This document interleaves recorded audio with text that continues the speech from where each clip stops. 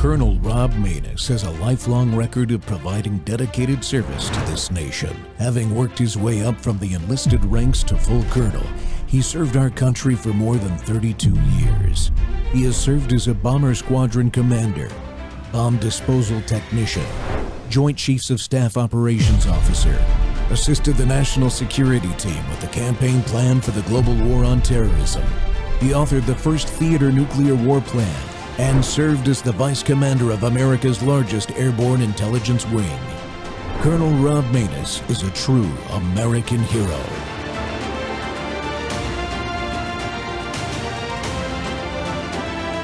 This is Rob Maness Live. We're back with more changes at DoD, and this time an update on COVID-19 and reinstatement. We all know that the previous administration issued unlawful orders on mandatory vaccines on an experimental vaccine, COVID-19. You know it, we know it. We're doing everything we can, as quickly as we can, to reinstate those who are affected by that policy. It hasn't been perfect, and we know that. We're having an ongoing conversation with you to get it right, working with the White House as well. We want anyone impacted by that vaccine mandate back into the military, people of conscience, warriors of conscience, back in our formations. We hear you. And we're working to get updated guidance as quickly as possible. So kind of here's where we are on more guidance we're providing right now. So in January, the president issued his executive order. We jumped right on it. In February, I directed the department to take corrective action regarding this specific department's unfair, overbroad, unnecessary COVID vaccine mandate. You know, we apologized then, apologize now for how it was done, and we want to fix it. So today, I'm signing a memorandum that directs the Undersecretary of Defense for Personnel and Readiness to provide additional guidance to the boards that are reviewing these cases concerning the review of requests from service members and former service members adversely impacted by COVID-19 vaccine mandate. The guidance also will facilitate the removal of adverse actions on service members solely for refusing to take the COVID-19 vaccine, including discharge upgrades, and less than fully honorable discharges for individuals separated for refusing to take the COVID-19 vaccine. So we're trying to scrub all that, clean all that up. We'll also facilitate appropriate remedies for service members who have suffered additional career setbacks resulting from the previous administration's unlawful vaccine mandate. So that original EO addresses the unfair, since rescinded COVID-19 vaccine mandate imposed on warfighters during the previous administration. We know how bad it was. You know how bad it was.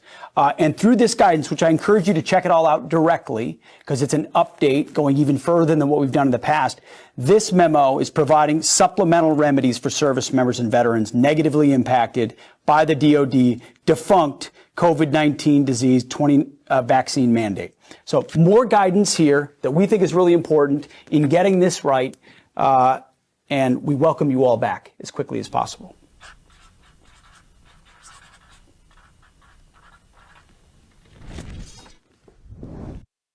Welcome back to Training Tuesday, folks. The Rob Maness Show is live on Worldview Tube and our X Spaces simulcast. Well, the vax war against military service members, even as Secretary Hegseth's words echo across the force. Let me quote him. The chiefs of all the services need to immediately get behind this directive and start rebuilding faith, confidence, and trust back into the force. Our nation and those service members affected by these unlawful orders must be taken care of.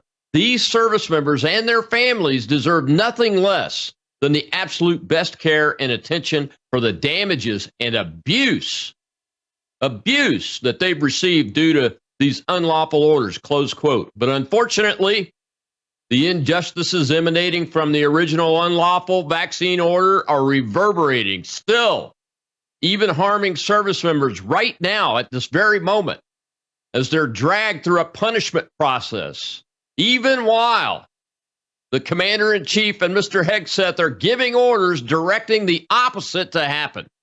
On this show, we will continue to bring you their stories and try to elevate them in the public eye and give Secretary Hegseth's team an opportunity to hear their horrendous stories from them directly, so they can take the right actions and get it right already. Once again, Today's guest is an active duty service member currently being punished for having the audacity and moral courage to stand up, following all regulations, and professionally attempt to refuse these unlawful orders. Please meet First Lieutenant Skylar Skipper, U.S. Marine Corps, an active duty Marine, and one of the 231 signatories on the Declaration of Military Accountability, and his attorney, Davis Younts of Younts Law, who's a former military officer also. Skylar and Davis, welcome to the Rob Maness Show. Thanks, Rob. Glad to be here. It's an honor. Sir, thank you. Definitely an honor. Yeah, thank you for joining me. This is my third episode in the last couple of weeks talking to folks. Skylar, let's start with you. Just give folks a brief overview of your military background, where you're coming from, before we dive into what happened with the COVID vaccine. Yeah, sure, Rob. First, I want to start off with, so I'm here in my own personal capacity. These are my opinions. This is my story. I'm not here representing the Department of Defense or Marine Corps in any way. Just a brief introduction. So I enlisted in the Marine Corps in 2013. And from there, I went to boot camp, went through my A school and C school. I ended up becoming a calibration technician in the aviation community.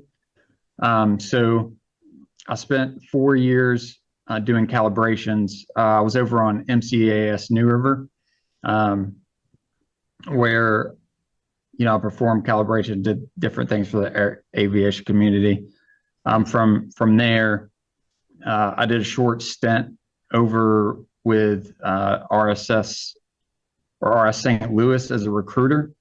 And then from there, I was accepted into the officer commissioning program to become commissioned officer in the Marine Corps.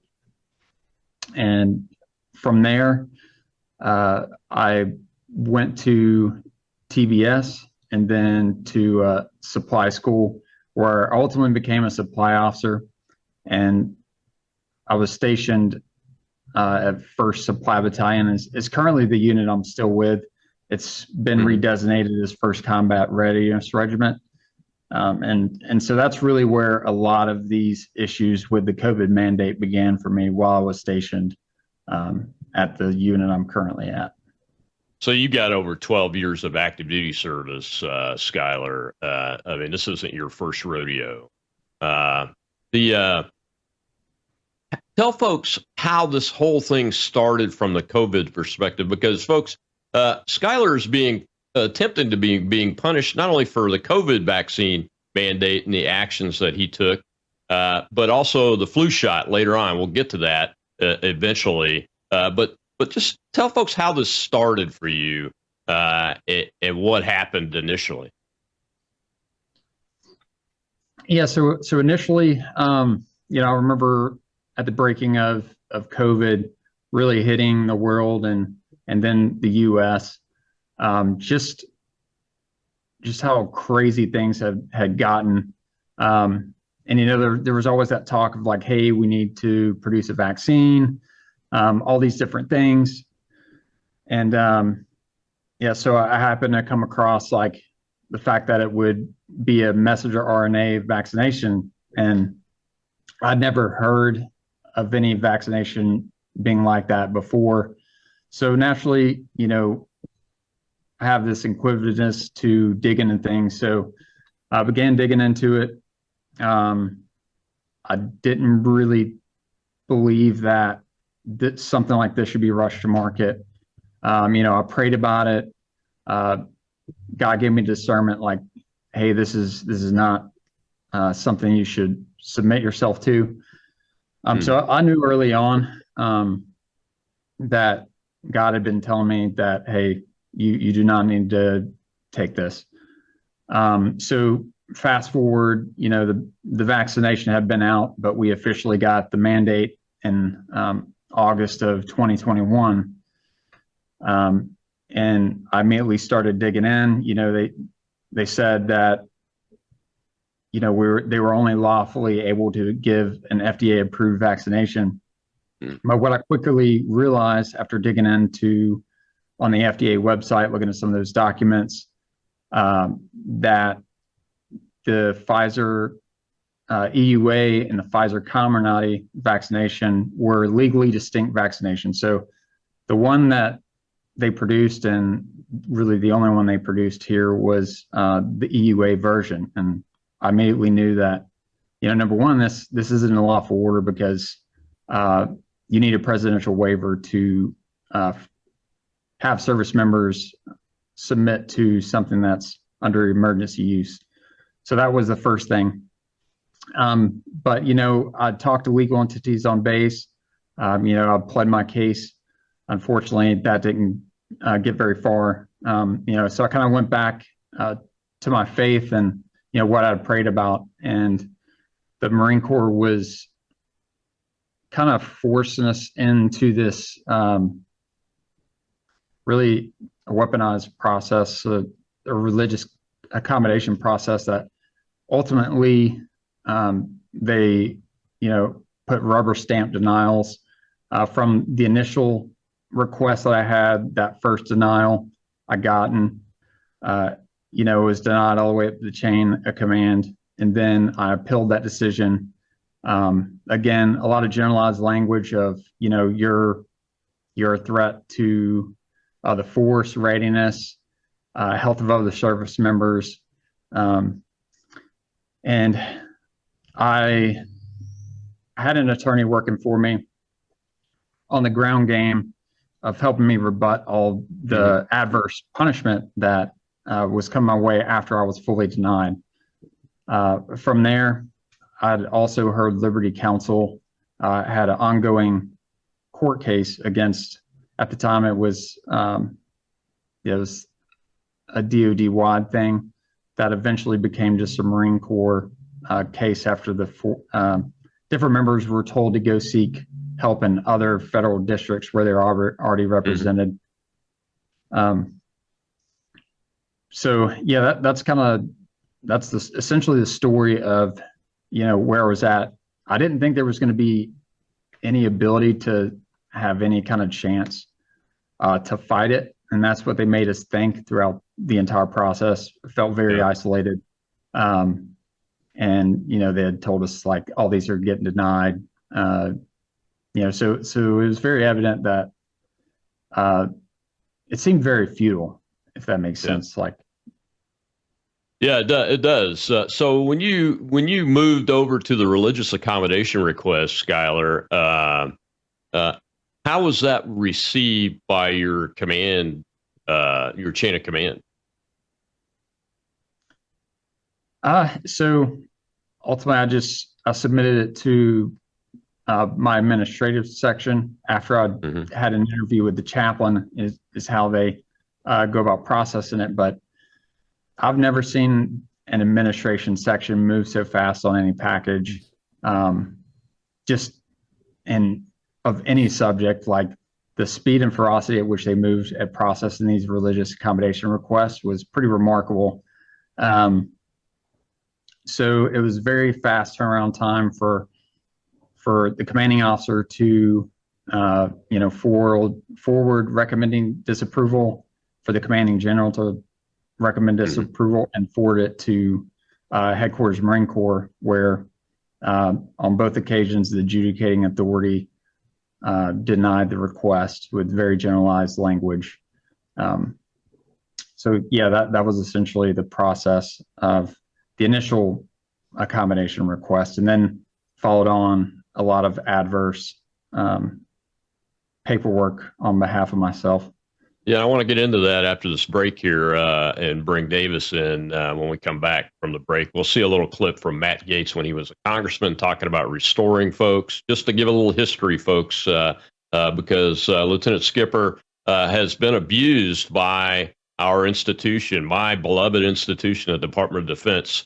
And I'm going to say it. He's not saying it. A lack of courage amongst our senior officers and our JAG Corps and our medical corps. They've lost all credibility with the men and women that have been harmed by this and are still being harmed. We'll be right back with Marine Corps Lieutenant Skylar Skipper and Davis Jounce, his attorney, here on the Rob Maness Show.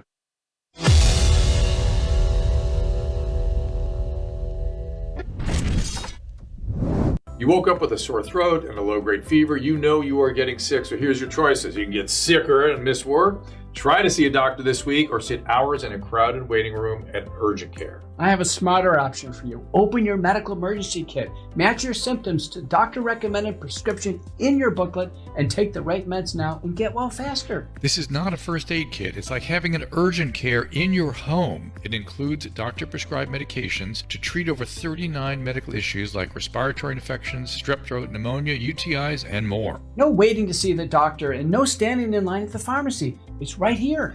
Every home should have at least one medical emergency kit, and here's how to order.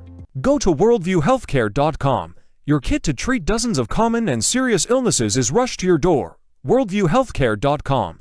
That's worldviewhealthcare.com. The emergency kit available at worldviewhealthcare.com. Make sure you don't have to go to urgent care. I got pneumonia. I didn't have to go. I took this last year. Stayed at home, went to bed.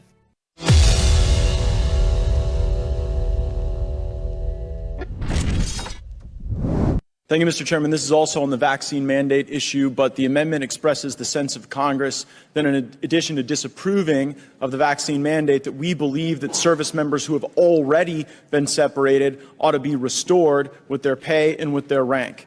And I would observe that in times of fear, our nation has proved time and again that we are capable of making very irrational decisions. And that fear can come with the fog of war. But the good news for America is that in many of these circumstances, after time had passed, the decisions did not stand up to logic or common sense or reason or the freedoms enshrined in our Constitution. And so we got rid of them and we did what we could to make right. And this is indeed what is called for when we evaluate the horrendous military vaccine mandate. A vaccine, by the way, that we know with 100% certainty does not prevent COVID. It is a vaccine created with the intent of preventing high-risk Americans from becoming fatally ill, but our service members are predominantly low risk. Our military is one of the few jobs left in America where individual health and wellness is a mandatory condition to keep the job. That's not the case in almost any other job that we can think of.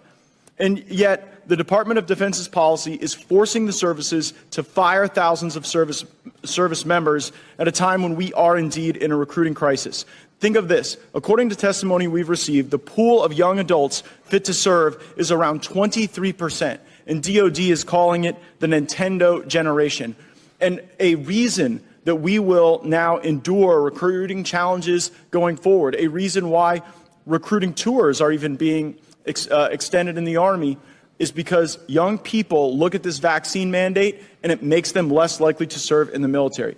I don't know that there are any young people who say, you know what, I want to serve in the military because of the vaccine mandate. I know there are a great many who won't. And so for us to be able to endure that recruiting challenge and to be able to strive, I would suggest that the best thing the Congress could do is express our displeasure with the mandate and our desire that the Department of Defense reinstate these individuals who never should have been separated in the first place. I yield back. Welcome back to the Rob Maness Show. It's Training Tuesday, and once again, we have another in our series of active duty military service members that are continuing to be harmed, not only by the COVID vaccine order that was deemed unlawful in writing and verbally by Secretary of Defense Pete Hegseth, but also this new effort looks like they're using the flu shot now to do the same things that they did to people under the COVID vaccine mandate. And we've got to get our arms around that, because I was a commander 3 times in the Air Force and never, ever gave a direct order to get a flu shot, nor deemed somebody not deployable for not having a flu shot, nor punished anybody for not giving a flu shot. It was entirely voluntary. And we've got to get to the bottom of this really quick. And I hope Secretary Hegseth's folks take the opportunity to listen to these men and women's stories. And my guest today is Marine Lieutenant Skylar Skipper, who is the service member impacted in this particular episode, and his attorney, Davis Jounce. Davis, I wanted to ask you, before Skylar tells us about those initial adverse reactions, one of the odd things that I've noticed in these cases is that the adverse actions come almost immediately after the denial of whatever accommodation has been sought. And we know the accommodation process was corrupted, especially on the religious side. How do you explain that? And are you hearing anything from commanders that are issuing these punishments as to what their logic is behind it? Sir, unfortunately, the answer is the same that we've always heard. Well, we're just doing what the JAGs told me to do, or I'm just doing what I'm told to do. I'm told this is lawful, so I'm doing it. And that's what we heard during COVID. So we're hearing the same thing now. But you're absolutely right. Listen, federal courts looked at the COVID mandate. They saw the religious accommodation process was absolutely theater. And then Secretary Hegseth came in and did the right thing, which is make it clear that the Department of Defense's position on the COVID mandate is that it was unlawful as implemented. Unlawful because it was experimental and could not be mandated under federal law, and unlawful because the DOD engaged in a pattern of intentionally violating the Religious Freedom Restoration Act. So those aren't really in debate anymore. The problem that we're seeing now is we're seeing the same kind of potential for a purge, but also just a lack of moral courage among commanders at many levels when it comes to these other vaccinations, because we're using the same religious accommodation process that we broke during COVID. I was a JAG for 20 years. It was over a decade on active duty, and I did many religious accommodation cases, worked through them with command, and the default answer is yes. If we can accomplish the mission, someone's not going to be at risk. Where the default answer, though, when you look at the regulations, and this as a 3-time commander in the Air Force, the answer is yes. That's the default answer. We grant religious accommodations if we can and still accomplish the mission. That process is broken now, and there's a lot that goes into that. During the Biden administration, of course, there was animosity towards anyone with traditional American Christian values. There was just great animosity towards that. But the other piece is you have the bureaucracy of the Department of Defense. It's all stovepiped under the Defense Health Agency. And that's, that is run by bureaucrats that are holdovers from the previous administration. So we're still seeing the same problems when it comes to these religious accommodations are just not getting a fair shake. And that's what's crazy. You mentioned it, sir. Throughout my whole career, the flu shot was one of those things where commanders never really had to give orders related to the flu shot, because the goal was 80 or 90%, depending on what part of my career is, of the force is going to voluntarily get it. I mean, I went several years there was a reservist without ever getting a flu shot, without ever being ordered to get it. Because it just wasn't seen as an issue. And now, we're coming very, very near a pattern of requiring 100% compliance, which is interesting because a lot of people miss the fact that Hegseth had the Department of Defense put out additional guidance on the flu vaccine, said reservists don't have to get it under any circumstances unless you're activated for more than 30 days. But it also contains very clear guidance that says it's got to be mission required. There has to be a mission necessity for doing this. And they're trying to tell these commanders, hey, you don't have to mandate this. You can grant these accommodations. You can follow the law. But there's still just so much built up. Some of it is retaliation against people like Lieutenant Skipper for what they did, the stand they took against COVID, but others, it's just this weird surge towards compliance that we see at kind of the middle management level throughout the DOD. That's a problem. It's a huge problem. Yeah, it is a huge problem. And Skylar, I reviewed some of the documents that you gave me in there. It looked like your religious accommodation document that you actually wrote out, which was very thorough, long, but thoroughness and sincerity are the judgmental factors there. When I reviewed these after they got through all the chaplains and got to my desk as a wing commander, that's what I was looking for, was the thoroughness, the detail level of the beliefs of the member, and then the chaplain's thoughts on the whole thing. And usually, I'd have a 10-page single-space type document to read through, and yours matched all of that. So what did they tell you was the problem with your religious accommodation? Yeah, so unfortunately from my command, there was no real conversation.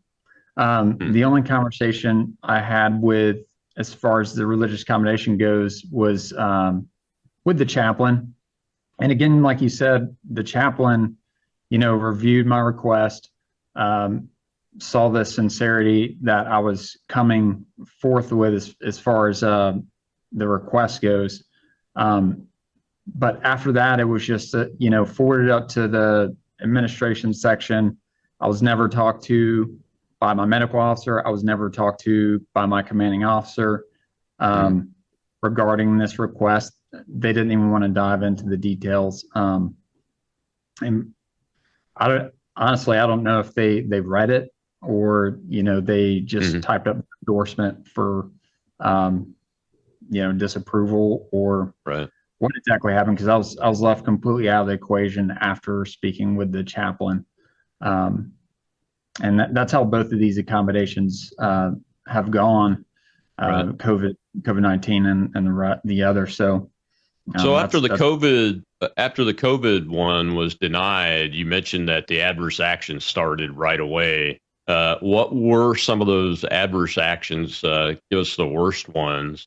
And what was the reason they pinned on it? Disobeying a direct order? Yes. So they started out with giving me a negative counseling. They questioned my ability to lead, lack of following lawful orders, but they didn't even mention in that initial counseling that I had religious convictions. So that's where it started. And then I was relieved of my position I had at the time. They moved me into an entirely different section where they really didn't have me doing anything that was commiserate of my grade as a lieutenant. They kind of just let me be, gave me a few little small tasks that you would have a junior enlisted person do. As my request was, or as the administrative separation paperwork was pushed. And that's ultimately what I got following those negative counselings. The two of them was they recommended that I be administratively separated with a characterization of general discharge under honorable conditions. And, that they just kept it in that realm. It's almost like they didn't want it under further scrutiny, and they were just going to go through with the administrative separation process. That's a very interesting take on it. So there was no non-judicial punishment other than a negative counseling letter, no Article 15, no letter of reprimand, no threat to court-martial, none of that. No threats to go to court-martial. It was strictly 2 negative counselings, and then like, hey, we're going to administratively separate you over this. So what stopped the administrative separation this time on the COVID check? Yeah, so for the COVID mandate, I ended up getting in touch with Liberty Counsel. I told them about my entire situation. I was just like, hey, is there anything you guys can do to help? I'm kind of at the end of the line with this thing. And they're like, wow, you're actually farther along than any of our plaintiffs are right now. They're moving on you fast. And they told me, it's like, hey, you would make a perfect plaintiff for our case. And that was a Friday in January of 22. And I was like, well, let me take the weekend to think about it. I prayed about it. Ended up going to church, and, oddly enough, the sermon was on David and Goliath. And I remember the pastor saying, it's like, David knew God could take down Goliath, but he had to pick up a stone and throw it. And I knew right then that like God was convicting me and moving me to jump on this case. From there, I'd seen individuals have preliminary injunctions placed on their situation to retain their jobs they were working in and to stop further punishment. But we were, as Marine Corps wide, we honestly wanted to see a class action with a preliminary injunction because there were still thousands of Marines that were still under threat of being separated. So a few months down the line, we're in August, and they had left me completely in the dark up until this point on where my package was, when I would be separated. I'd heard a few people get 2 to 3 weeks. So, I was like, well, at least it'll give me some time to collect myself. And if I get that kind of notice, but on August 3rd of 2022, I received a 2-day notice to completely check out, to pack my family up out of base housing, get my DD 214 and leave.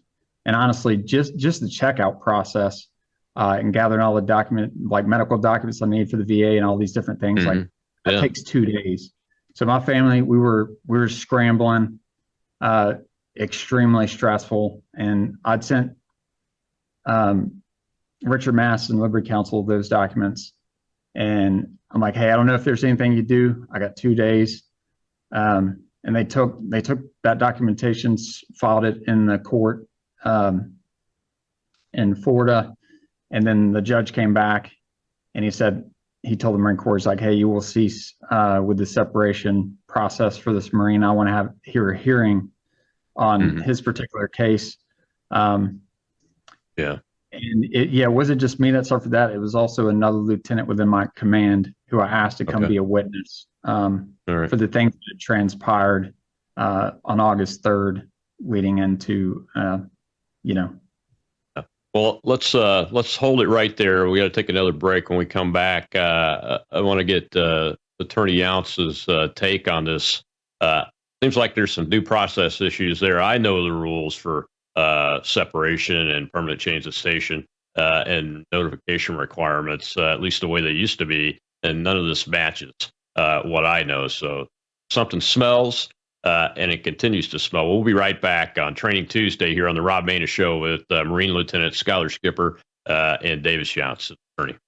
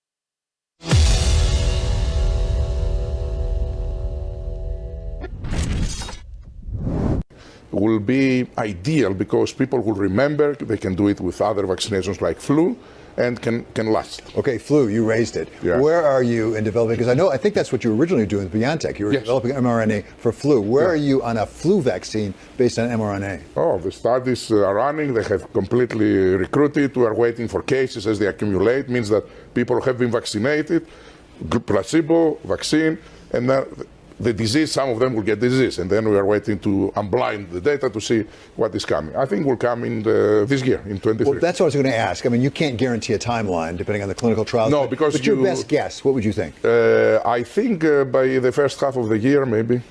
First half of the year? Yeah, June, July.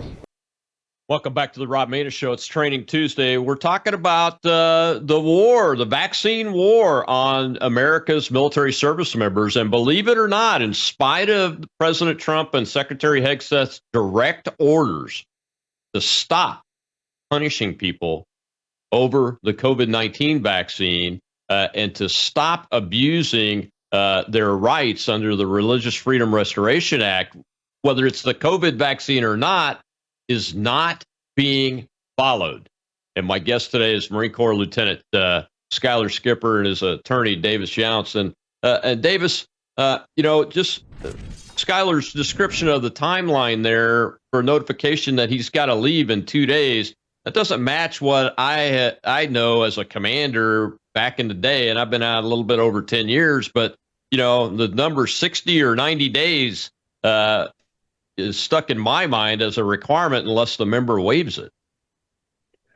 Right, and we saw a lot of that with COVID, and there's so much about Skylar's case and many other cases. I mean, what the Air Force Reserves tried to do to me at 20 years of service, they did everything they could in Skylar's case to avoid meaningful due process. So when we talk about COVID, and they're still doing the same thing with the flu, so they didn't do Article 15 non-judicial punishment because he could have turned it down and actually demanded due process at a court-martial. When we did that for my Air Force clients during COVID, the Air Force backed down. They wouldn't go to trial. They pulled the Article 15s when we did that, because when we did go to boards, like in the case of Lieutenant Billy Mosley, and we presented the evidence to an impartial board, they found it wasn't a lawful order, even during COVID. So what they did to Skylar is they used the fact that he was enlisted to say, because if you have 6 years of service, you're entitled to an administrative separation board, at least that, right? A formal hearing where you actually get to present your case.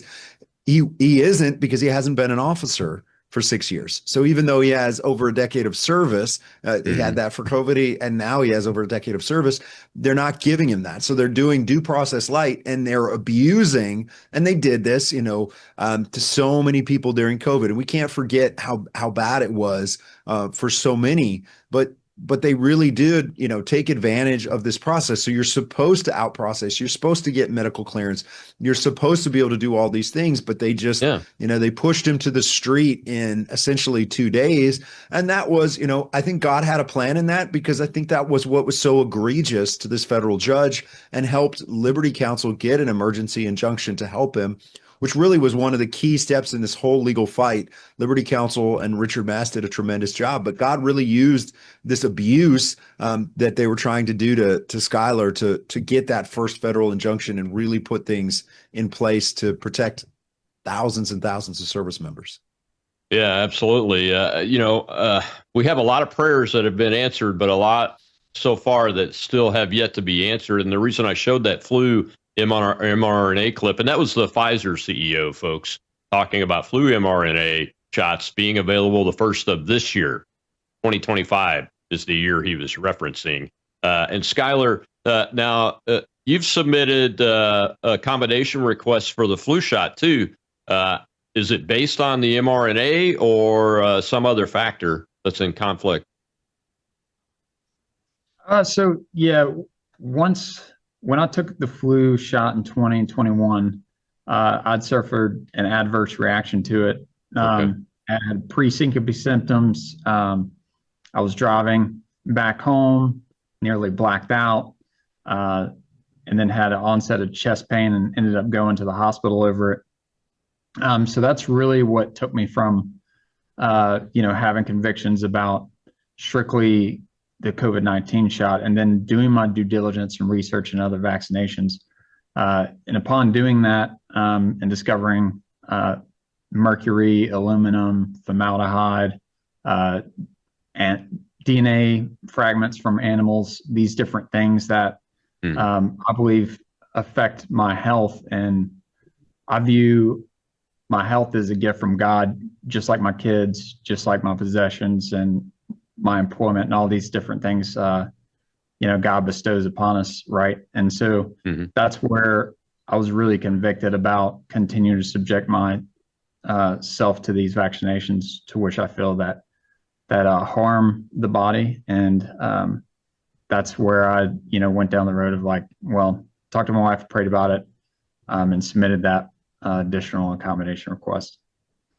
And so that one was eventually denied too. You mentioned in the last segment, and then more adverse action started on you based on that. Yeah, that's correct. And a particular interest too, with the final denial from the adjudicating authority on the latest accommodation request. I was looking back over, documents I had pertaining to all this, and I reviewed the preliminary injunction order that Judge Merriday issued, and I look back at the language that he referenced in that document on how there was boilerplate, like templated language for the denials of so many service members. And yeah, to my surprise, I compared that to the final denial I had on this new accommodation request, and it was almost verbatim, word for word, the same, contained in that denial, the same exact language. Really, they took out, some of the COVID jargon, put in the flu, and said, hey, that was us, doing our individualized assessment in this new round of things, which we know, if you look at the documents, that just didn't happen. Even after going to federal court and being told by a federal judge, this process is not being adhered to. It does not meet the criteria that RFRA requires. They still went back and did the same thing, essentially. Yeah, so they're using boilerplate, Davis, when the RFRA Act specifically says, Congress said it must be an individualized process. Every individual deserves due process under this. Is that correct? That's absolutely right. They're doing the same thing with these flu vaccine denials that they did with COVID. They're just repeating that. So we're seeing the same boilerplate language in all of these. We're seeing the same kind of mistakes that we did during COVID, where they were putting the wrong name in, right, or the wrong rank with someone because they were just using a template and editing it. And we even saw that. We had evidence that they were just using, fill in the form, fill in the name, because the denial was in place. So we've seen that. And again, one of my concerns for Skylar is there are other Marines that have been granted flu vaccine exceptions. There are medical and otherwise, and there's a history and tradition of that in the military in recent years prior to COVID. That's changed now. But the other thing that I have asked so many commanders, and I've even met with senior leaders at the Pentagon to have a discussion about, as you know, sir, in order to be a lawful order, there's a requirement that it has to be reasonably necessary, right? It has to be reasonably necessary. It has to be connected to a military purpose and duty.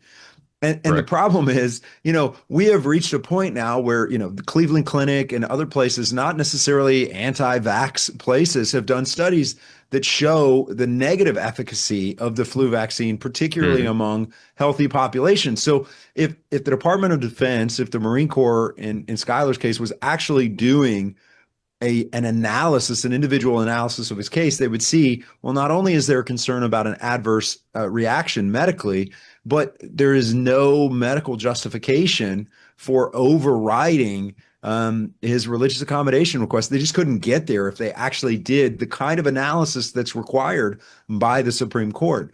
But we saw this during COVID, and I think it's what's so deeply troubling is the Biden administration set a precedent where they were going to ignore constitutional parameters, right? COVID really did create a constitutional crisis.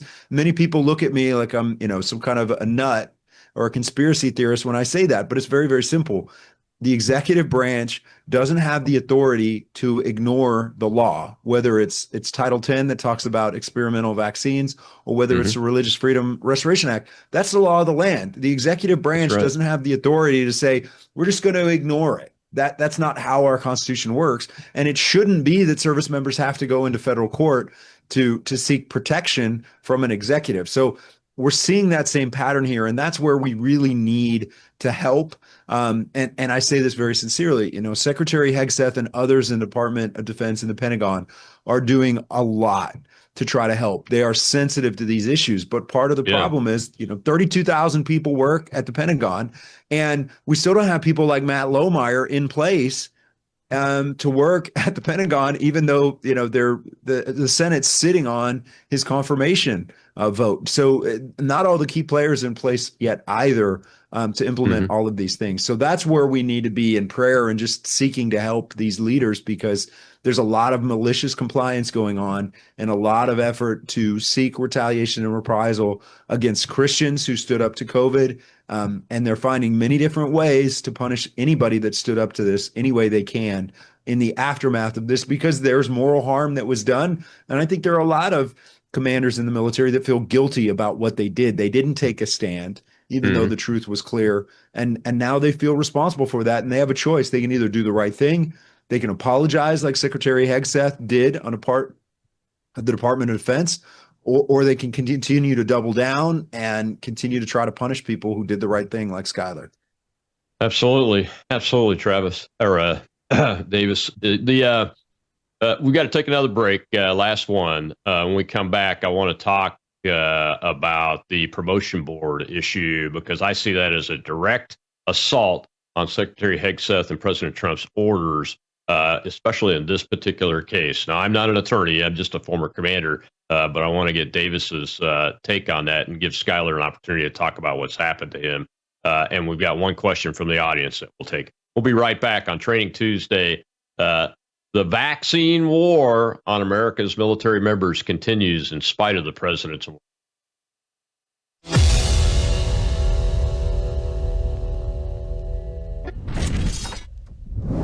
Hello, I'm Brandon House. I want to thank you for all your support at wvwfoundation.com that helps make possible pushing out 24/7 content for free.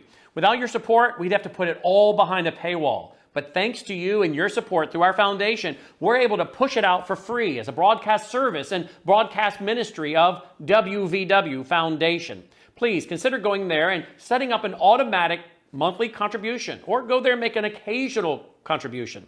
If you prefer to support us through the mail, you'll find our mailing address there at wvwfoundation.com. You can also call and make your contribution over the phone by calling 901-825-0652. That's 901-825-0652. Again, all these details are available at wvwfoundation.com. Thank you for your support as we try to help people around the world understand the times through the lens of a Christian worldview.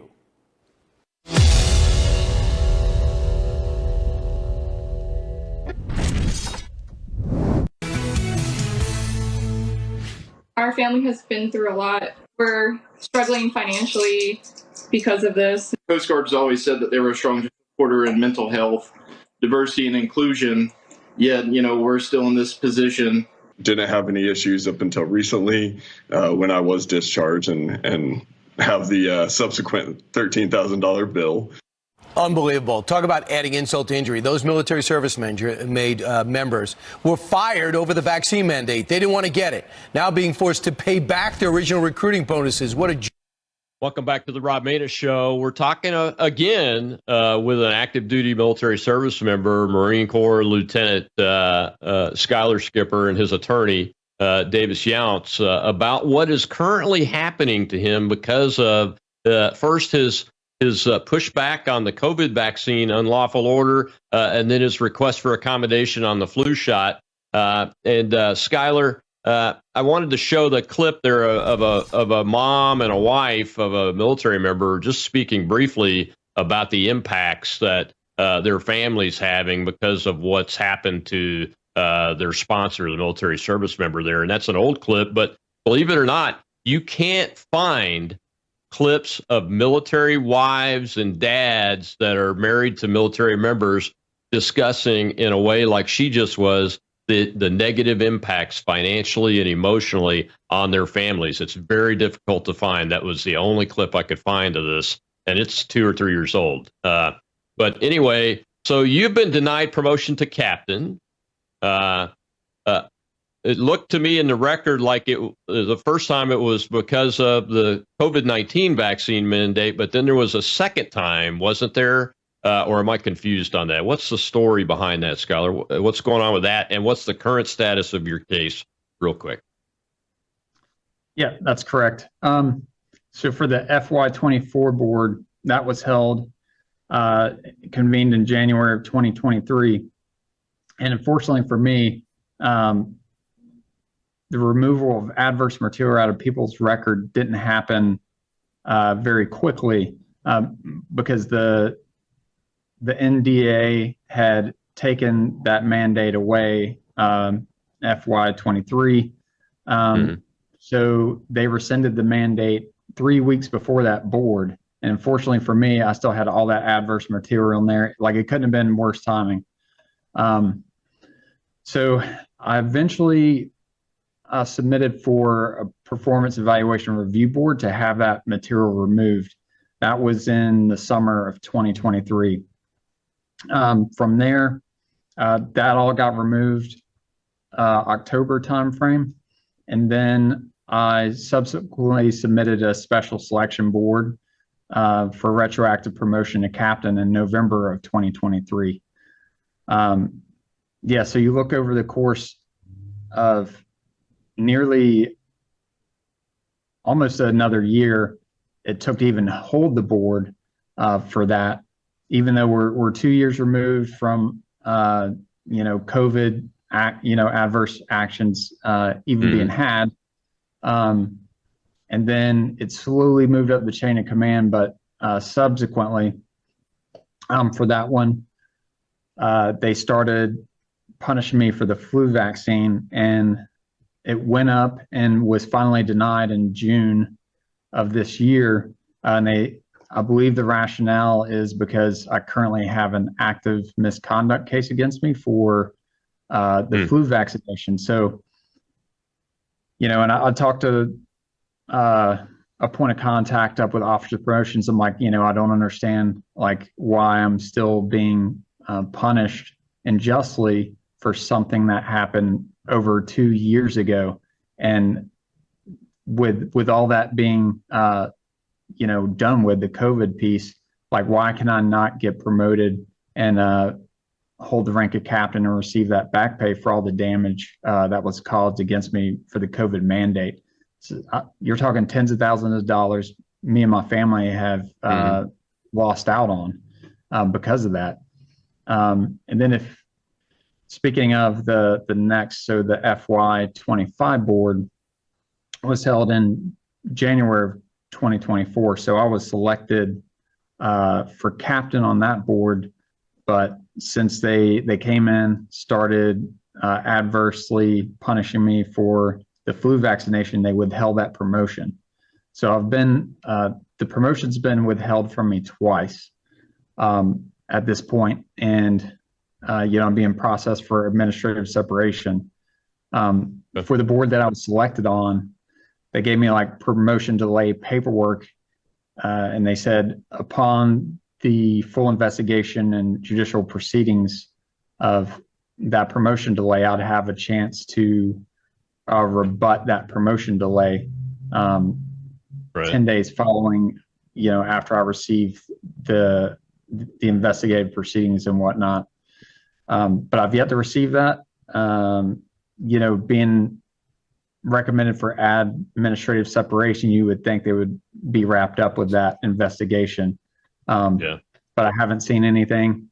And I have a feeling they're probably going to give it to me right before they process me out, give me really little to any chance to make an argument there. And I want to also, speaking more of our request for a board of inquiry, I hit 6 years as an officer August 10th. So that's how close I am to technically rating a board as my time in service as an officer. But then going back to the point, I've been in, over 12 years, and, they didn't even respond, as far as I'm aware, to our request for a board of inquiry. Well, we've got one question in the audience. Let's go ahead and take that, and then we'll close it out with Davis. Go ahead, Shell. We have Nathan, sir. Hey, good afternoon, Colonel Semper Fi, Schuyler. I have two questions. One, I'm wondering if the using the PACT Act, how it exempts any recourse or acknowledgement of vaccines as a defense, because I think it's egregious that they're forcing this on us, and then when military isn't going to always be in the military. Eventually, they're going to be a veteran, and then the VA is going to not recognize that and run you around. But then the second part is, I wonder if you guys have maybe pursued doing any FOIA requests to see who in the chain of command may be invested in Pfizer. I think Pfizer as a contractor needs to be really looked at hard. And why do they have such free reign to do whatever they want. Yeah, Davis, that sounds like questions for the attorney. Yeah, no, I mean, one of the problems that we have both inside the military and outside the military is the liability protections that vaccine manufacturers have been given, which just doesn't make sense in our legal system or in our society as a whole. So we really have insulated vaccine manufacturers just as a starting point. That's inside and outside the military. And to that point, to say that, you know, the VA is consistently, and the military is consistently denying disability claims related to vaccine injuries. That's a big problem right now. That's part of just the overall bureaucratic fight that we're dealing with. So I think there's a lot there, not the time to unpack it all there, but great question, great thought, and a good thing to be thinking about and making sure the American people are aware of. As far as FOIA requests, you know, that's been done, but that's part of the reason. You have to understand, none of these COVID cases ever went to trial because there were injunctions. And then, you know, for the most part, there's still some pending litigation out there. For the most part, these things have been settled. But, you know, doing a FOIA request when the government is fighting it can cost hundreds of thousands of dollars. And that's not an exaggeration to say that. Most military members can't afford that. Most law firms can't afford that amount of work without a lot of help from a foundation or otherwise. That's been looked at. But we know Secretary Austin had investments that involve pharmaceuticals. So absolutely, that's a great thing to look at. I don't think necessarily most of these commanders, I don't think necessarily are directly invested in that. But when we start to get to the senior Pentagon leader levels, there was certainly some concerns with that. And those things still need to be looked at because there does need to be accountability if that's the case. If Secretary Austin was motivated by his ties and investments in the pharmaceutical injuries to go along with complying with this unlawful order, then there should be accountability there. Absolutely. And I don't want to go far afield from Schuyler's case, but at some point I want to do a show, if you're willing to do it, on the Ferris Doctrine and its weakening based on the latest decisions and the potential for being able for military service members to file lawsuits and actually get awarded some awards out of those instead of just being told, well, it's the military commander's prerogative, et cetera. And everything, right.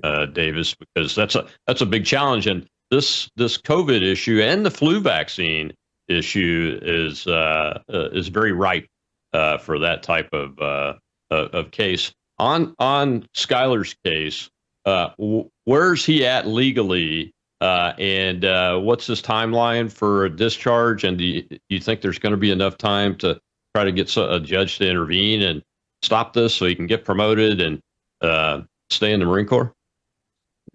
So great question. We know it's essentially at the headquarters Marine Corps level for review. Because he's an officer, this is going to have to be signed off on at the highest level. So we have done everything we can do internally, administratively, in responding in writing, laying out the legal case for this, laying out all the errors that occurred. So that's been done.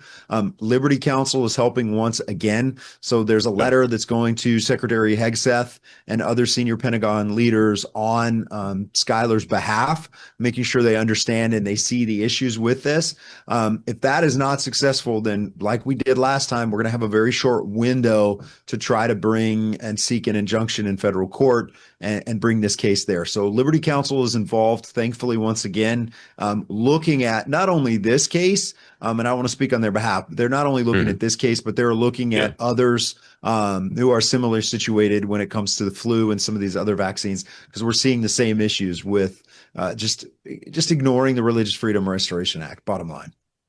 Well, gentlemen, thank you very much for coming on and sharing this story. Hopefully, at least snippets of it will be seen by leadership in the Secretary of Defense's office and his team. We appreciate you. Our prayers are with you and your family, Schuyler. We want you to be able to continue to serve our country if you want to do that and be compensated for the losses and the harm that that's been done to you, like the president has said needs to happen, and Secretary Hegseth has says needs to happen. Thank you very much, gentlemen. Thank you, sir. Thank you. God bless you. God bless y'all. Tomorrow, Whistleblower Wednesday, my guest is Adam Smith. Savage Freedoms, Western North Carolina. He met J.D. Vance. He met the President of the United States. His people did phenomenal work in the recovery and rescue, saving lives, helping others that were nonprofits get the job done in Western North Carolina. Adam's got a lot to say about it, and we're going to get that story out in the open, and we appreciate him coming on tomorrow. I'll see you then.